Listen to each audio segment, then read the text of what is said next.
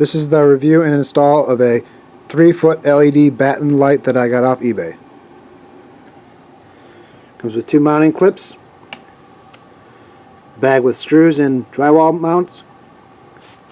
The light itself is pretty light and only has 2 wires to wire up.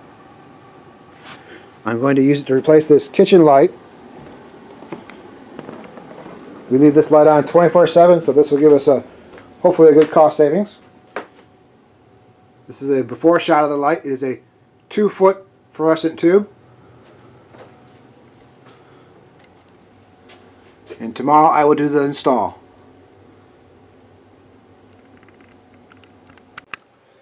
The old light's been removed and the clips for the new light have been mounted. And as you can see, there's a big ugly hole up there, and I'm not too worried about how it looks, so I'm not even going to try and hide the wiring. I went ahead and notched the frame so I can go ahead and mount the light up and then finish the wiring.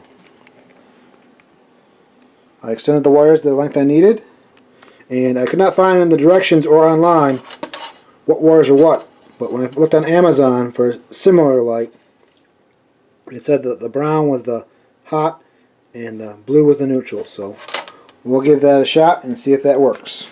So give me a minute here to get it mounted up and I'll show you the final product.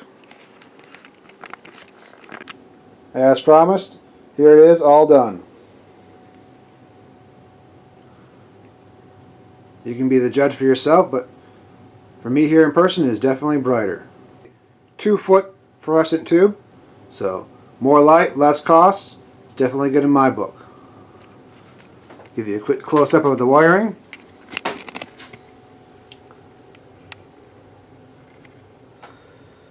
I just used a couple of staples to hold the wiring in place to keep it from sagging down.